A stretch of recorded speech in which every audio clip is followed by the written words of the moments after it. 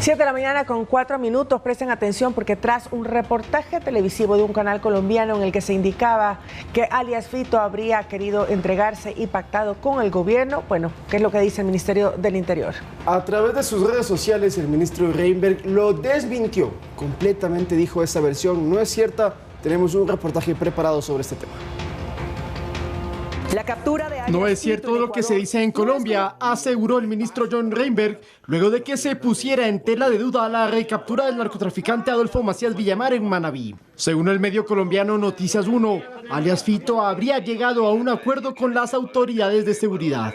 Noticias 1 conoció que él mismo fue quien le entregó al ministro del Interior la dirección en la que podrían reunirse para avanzar en una negociación, en la que se pidió como garantía la participación de Colombia. Pero en vez de negociador llegaron las fuerzas especiales. Horas después de que se viralizara esa versión de los hechos, el titular de la cartera del Interior, a través de su cuenta de X, lo desmintió. En su pronunciamiento aclaró que Fito no se entregó, tampoco hubo pacto ni participación colombiana en la operación militar. Y es que el reportaje periodístico señalaba que la embajadora colombiana en el Ecuador, María Antonia Velasco, habría intervenido como garante. La embajadora colombiana le notificó a la canciller Laura Sarabia que había recibido la solicitud de colaboración a través de esta carta escrita de puño y letra de alias Fito, pero los acontecimientos se precipitaron antes de que ella pudiera comenzar su gestión. En la nota televisiva también se hizo referencia a un supuesto temor de Fito de ser enviado a la cárcel de máxima seguridad de El Salvador, lo que Reinberg ya había descartado en una entrevista con Ecuador TV. No, El Salvador no es una opción. En un segundo pronunciamiento en sus redes sociales, el ministro agregó que la versión de las negociaciones con alias Fito desinforman y faltan al esfuerzo institucional para detenerlo. La tesis oficial es que tras meses de investigaciones se allanaron inmuebles donde se sospechaba que se encontraría Fito. Y una vez que el bloque de seguridad ingresó el miércoles a su casa en Montecristi, un indicio clave les confirmó que debía estar allí escondido. Por eso con maquinaria excavaron en un terreno colindante, hasta obligarlo a salir de su búnker. Las autoridades ecuatorianas han negado que otros países fueran parte de la captura ni que se cobrara el $1 millón de recompensa. Por eso descartan que personal del gobierno de Gustavo Petro estuviera inmerso, aunque sí se especulaba que hace un mes el mandatario colombiano habría tenido contacto con el círculo del narcotraficante. Gustavo Petro, lo que sabemos es que estuvo en Manta, estuvo durante toda su estadía dentro de una casa. No podemos asegurar que, porque se ha dicho que Fito había ido, sí. Se había dicho que ciertos actores políticos habían ido en compañía de él. Hoy no puedo asegurarlo y no puedo decir que eso fue así. El gobierno señala que la recaptura de alias Fito también tuvo el aporte de nuevas leyes aprobadas que le brindaron mayor poder de acción a las Fuerzas Armadas y del orden. Lautaro Andrade Castro, Noticias 7. Como lo escuchamos entonces, el gobierno niega categóricamente que haya habido una participación colombiana, pero sobre todo que alias Fito se haya entregado. Eso lo comentamos también con el ministro la semana pasada que estuvo en nuestro espacio de noticias, y lo que ellos explicaban es que se ha hecho un seguimiento durante muchísimos meses a Fito y a su círculo cercano, y además se lo empezó a presionar psicológicamente en el sentido de que allanaron más de 40 casas que él poseía en todo el país, capturaron también a 6 familiares cercanos, entre ellos su hermano, y empezaron a minar su economía criminal, a confiscar sus bienes. Económicamente eso le produjo ciertos problemas, al punto, dice el ministro, que Fito ya no tenía más escapatoria y estaba acorralado. Luego, cuando ya se hizo entonces el allanamiento en la vivienda que todos pudimos observar la semana pasada, Fito tuvo que entregarse en el sentido de que salió del búnker, porque de lo contrario iba a morir aplastado. Pero insisto, niegan de que Fito haya tenido algún tipo de conversación y él haya querido entregarse completamente al gobierno. De hecho, si hubiese sido así, y aquí ya lo podemos analizar, Meche, Fito en las declaraciones o en los comentarios que le hace a los ministros es: ya me atraparon. Pero si él se hubiese entregado, hubiese podido, sabiendo que lo estaban grabando, decir alguna otra cosa. Claro, y además que también ha sido el Ministerio del Interior, el ministro Reinberg, enfático también de cómo fue el operativo también. Contar que esa casa, como otros bienes, también fueron allanados previamente, pero con inteligencia, con la información que se ha tenido, pues podrán llegar nuevamente. Y esta casa, desde la parte exterior, llega maquinaria para poder levantar alrededor de la casa y ver qué más podía encontrarse cuando tenían ya las sospechas de que existía un búnker. No sabían si existían túneles, si solamente era un búnker, pero de esa manera, por eso trabajaron con las excavadoras para poder llegar hasta el fondo literal de la casa, y fue la manera como alias Fito salió del inmueble, salió de ese búnker. El ministro nos dijo en nuestro espacio de entrevistas la semana pasada que alias Fito pecó de confiado, no se imaginó que esto iba a suceder.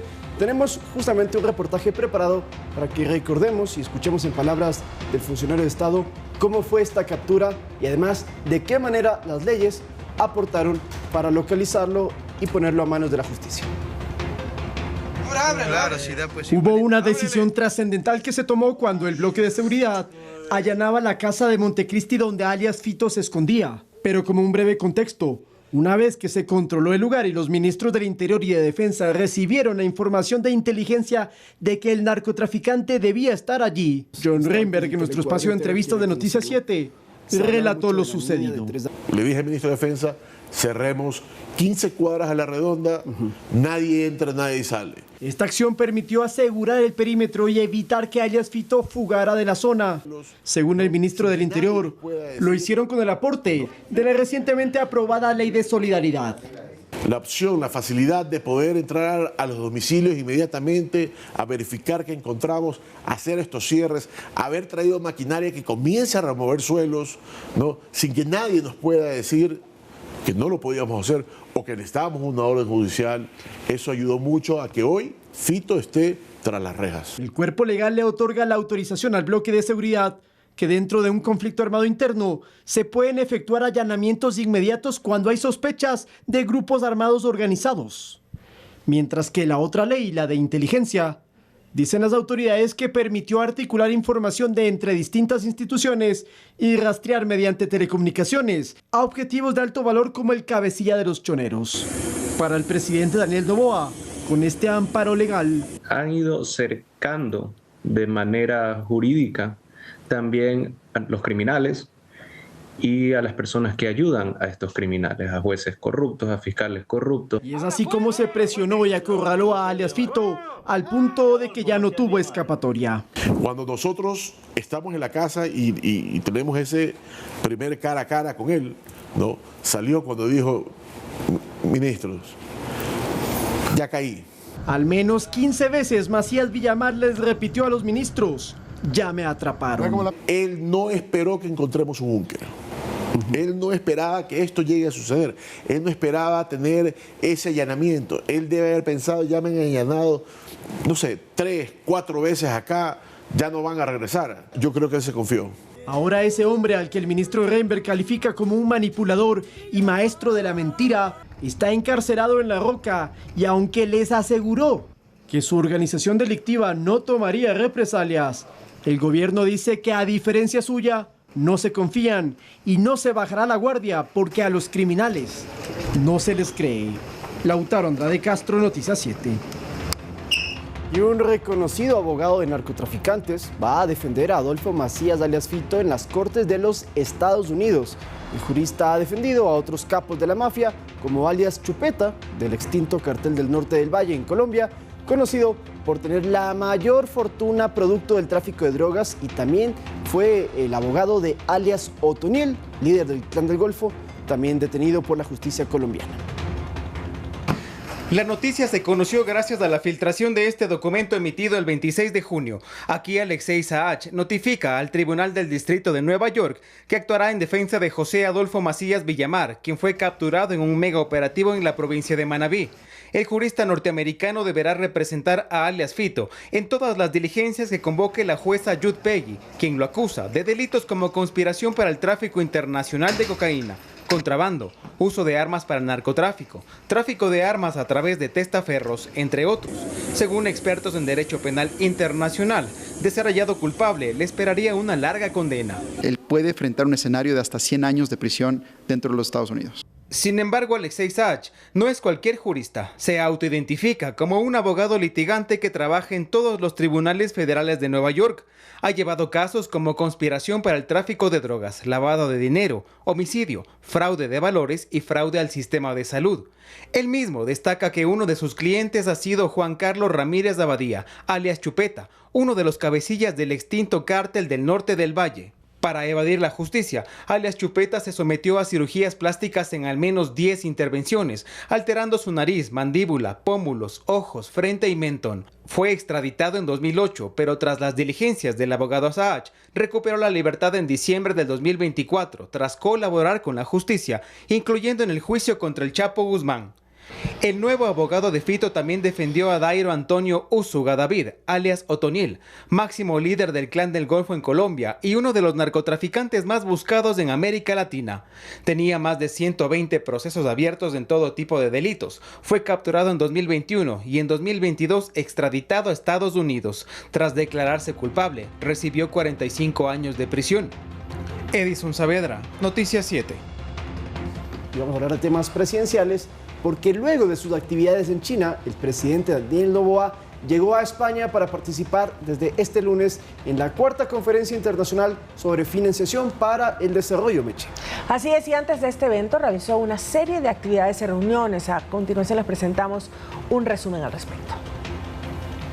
El presidente Daniel Noboa se encuentra en Sevilla, España, donde ha efectuado una serie de actividades oficiales. Primero se reunió con inversionistas de distintas áreas. Tenemos desde minas, ocio, turismo, está también infraestructura e hidroeléctrica. El presidente Noboa ha estado muy cercano, nos ha explicado muy bien cuál es la situación de Ecuador, ha transmitido tranquilidad y seguridad jurídica. Y con esto posiblemente empresarios andaluces visiten nuestro país en los próximos meses. Andalucía está en el sur de España y es la comunidad más poblada de ese país. Su máxima autoridad, Juan Manuel Moreno, expresó su deseo de que crezcan los vínculos con el Ecuador. Y que aspiramos a tener unas relaciones todavía más fructíferas en el ámbito cultural, en el ámbito social y también en el ámbito económico.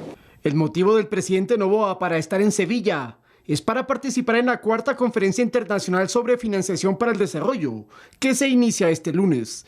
Aprovechando que otros jefes de Estado estarán en la cumbre, el mandatario dialogó con su homólogo panameño José Raúl Mulino sobre la integración regional. Si logramos establecer y continuar una alianza real, vamos a ser exitosos como región.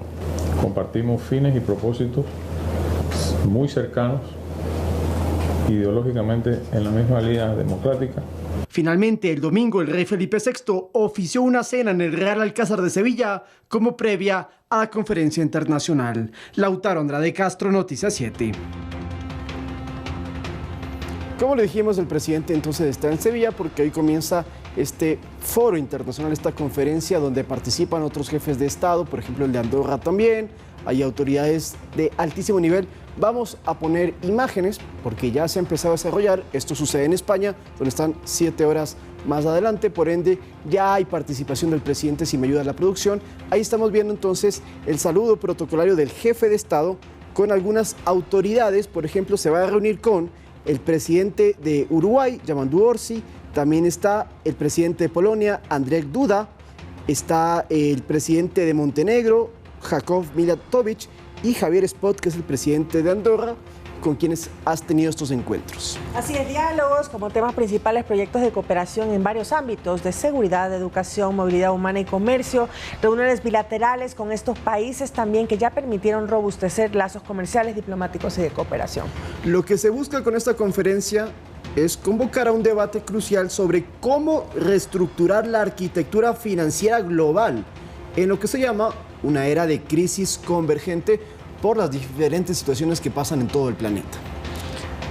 Así es, y el presidente Noboa entonces disertará en este foro en las próximas horas bajo la premisa fundamental del compromiso de Ecuador, como hemos visto, el fortalecimiento de la financiación para el desarrollo para alcanzar los objetivos de desarrollo sostenible y responder a crecientes demandas de nuestros y de los ciudadanos. Ahí vemos la foto oficial de esta conferencia, veíamos también en imágenes al presidente de España, Pedro Sánchez, también estaba Antonio Guterres, que es el titular de las Naciones Unidas, y otras autoridades de Estado, el rey también, Felipe VI.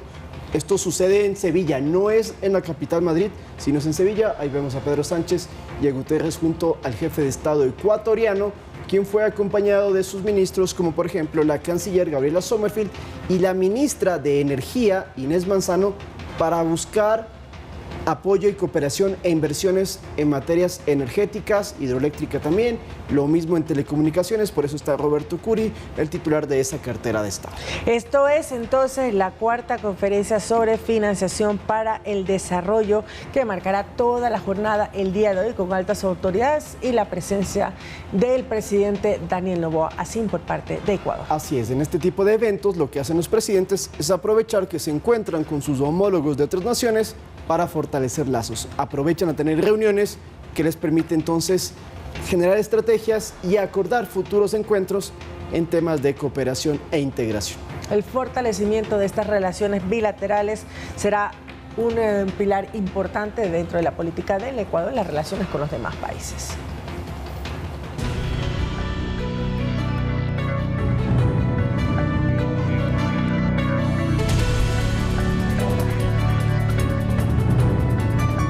Un fideicomiso para recabar fondos destinados al mantenimiento de las áreas protegidas se plantea en el proyecto de ley en materia económica urgente que envió el Ejecutivo y que se tramita en una de las comisiones de la Asamblea. Lautaro. Entre sábado y domingo, los legisladores de la Mesa de Desarrollo Económico debatieron sobre la iniciativa legal que deberá ir al Pleno del Parlamento. Vamos a ver un resumen de cómo fue este debate y luego les contamos cuándo va a ir al Pleno de la Asamblea. La Comisión de Desarrollo Económico sesionó este fin de semana por vía telemática para conocer y debatir sobre el informe para primer debate del proyecto de ley en materia económica urgente sobre la recuperación de áreas protegidas.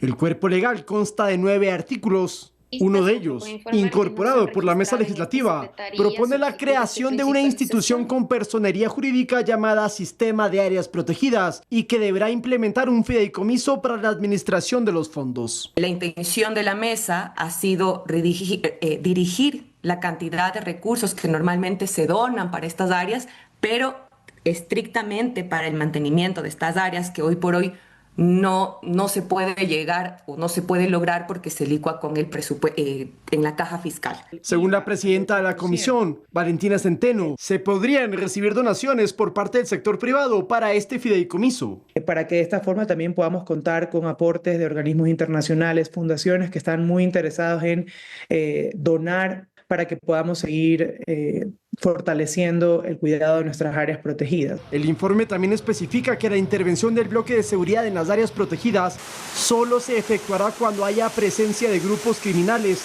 mientras que en una de las disposiciones generales se señala que se reconocerá a los guardaparques como servidores públicos y que además se va a fomentar su profesionalización a través de una carrera técnica. Durante el debate interno se planteó delimitar las áreas protegidas, contar con fondos comunitarios sostenibles y observaciones hacia cómo debería funcionar el fideicomiso. Con las sugerencias presentadas, la comisión volvió a sesionar en horas de la noche del domingo para votar por el informe que irá al Pleno de la Asamblea. Lautaro Andrade Castro, Noticias 7.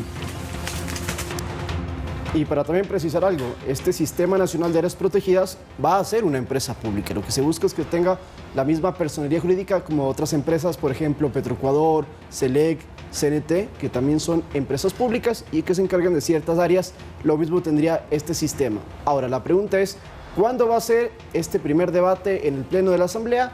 Tiene que ser obligatoriamente esta semana, desde hoy 30 hasta el 6 de julio, tiene que ser convocado por el presidente del Legislativo, Nils Olsen. Esto lo sabremos en estos días.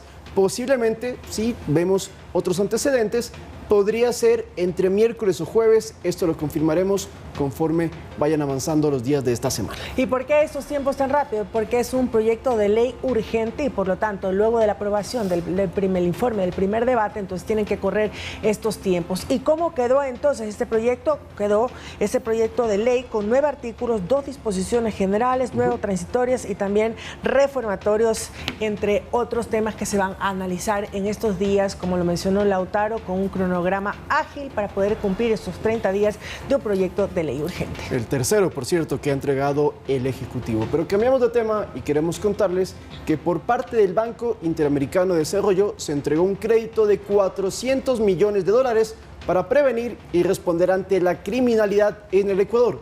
Este préstamo fue otorgado por el BID como medio programático de apoyo a reformas de políticas públicas.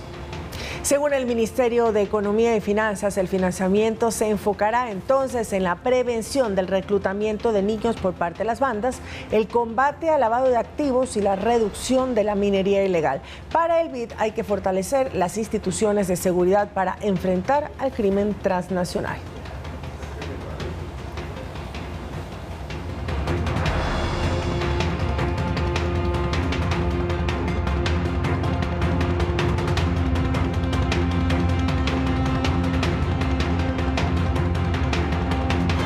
En otros temas, la Unión Europea presentó a través de su misión electoral un reporte acerca del proceso electoral del 13 de abril en el Ecuador y tras 2 meses de recopilación de información y análisis, vamos a ver en qué concluyeron en la siguiente nota.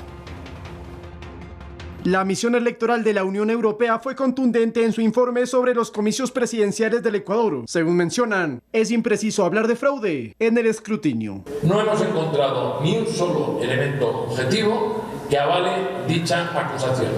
Esto en relación a las declaraciones de la ex candidata Luisa González y de algunos personajes de su agrupación política que no reconocen los resultados en los que ganó Daniel Noboa. El jefe de misión, Gabriel Mato, negó la existencia de una supuesta tinta especial de la que se refería Rafael Correa. No hemos observado ni uno solo, poder contrastar de verdad con hechos probados, ninguno de esos elementos hayan sido causa para poder definir las elecciones como que hubo fraude.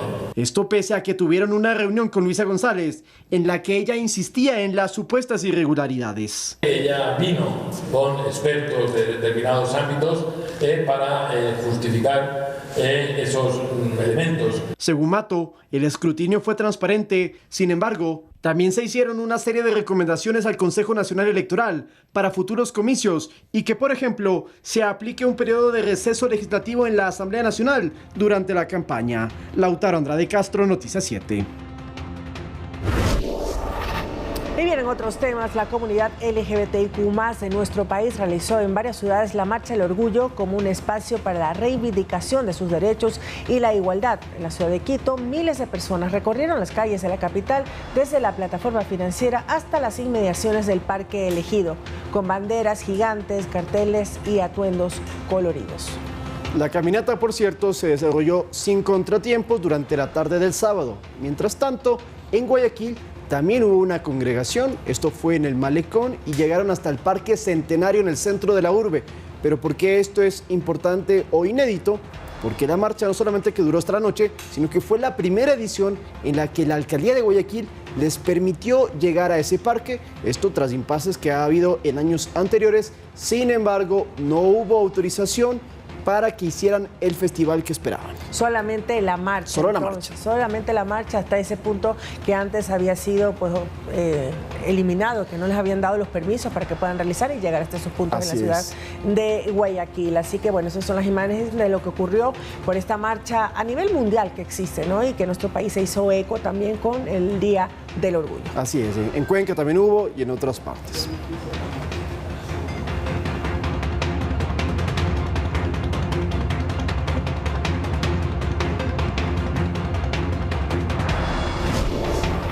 Vamos con un tema que se ha viralizado, Meche, y que la verdad que impacta por la crudeza y además por las responsabilidades que tienen que tener los dueños de las mascotas. Y es que un pitbull atacó a una niña de 4 años en el sector de El Caracol, en la vía Daule, Guayaquil, cuando la pequeña se dirigía a su escuela. En un video viralizado en las redes sociales se observa, y ya lo vamos a ver, cómo el can, que estaba suelto en medio de otros estudiantes, observa a la niña, que al parecer tenía un poco de temor, y se lanza a morderla en la cabeza. Ahí estamos viendo que el perro empieza a olerlas. Miren la niña pequeña que está en el costado derecho, se asusta la niña y el perro salta contra ella, la coge de sus cabellos ante los gritos de las demás compañeras que solicitaban auxilio en un momento de muchísima preocupación. Vemos las imágenes, las estamos blureando evidentemente por respecto a la víctima. Esto pasó en Guayaquil, trataban de quitar al perro y era muy difícil hacerlo hasta que llega un hombre y vemos que le pega una patada al pitbull para lograr liberar. Y ese es uno de los problemas también que ocurren con estas razas. Su mordida es tan potente y es tan fuerte que no es fácil liberarlos. Ante esta situación, la alcaldía de Guayaquil confirmó que la niña ya recibió atención médica y se encuentra estable. Además, se abrió un proceso de investigación para determinar responsabilidades sobre esta agresión. Los dueños del pitbull podrían ser sancionados por las lesiones provocadas a la menor. No debía estar suelto nunca ese perro, eso es imperdonable. Y te cuento algo, cuando estuvimos nosotros en Guayaquil, caminamos por algunos lugares donde veíamos pitbull muy parecidos a ellos, que estaban en algunas casas, pero que tranquilamente podían liberarse, y a mí sí me generaba dudas de qué podía suceder si esos perros están sueltos. No hay que estigmatizar a ninguna raza, eso es cierto, pero también hay que ser responsables. Hay que ser responsables, hay que, sacarlos a un lugar público con su debida correa también y permitirle al animal tener estos espacios de socialización, que puedan ver niños, que puedan ver personas, que puedan escuchar la bulla. Recordemos que son muy sensibles de los oídos los canes y por eso se alteran si escuchan a una niña que grita, por ejemplo, o si hay unos juegos pirotécnicos. Ese tipo de cosas alteran el comportamiento de ciertas razas y por lo tanto los dueños son los responsables y deben tomar medidas preventivas para que estos casos no ocurran. Además que está comprobado por la ciencia que los perros huelen el miedo. Cuando una persona tiene temor, lo primero que va a hacer el animal es acercarse a esa persona y ahí es que hay problemas. Además, se dice, esto no es del todo comprobado, pero que a veces ciertos animales o ciertos perros pueden atacar a personas de baja estatura o niños, inclusive por el pelo largo. Es muy complicado esto, a veces es complicado evitarlo. Por eso es muy importante que si usted tiene un perro, lo tenga siempre bien adiestrado o además con un bozal o con cadenas si lo está sacando en espacios públicos. 8 de la mañana con 19 minutos, vamos con deportes.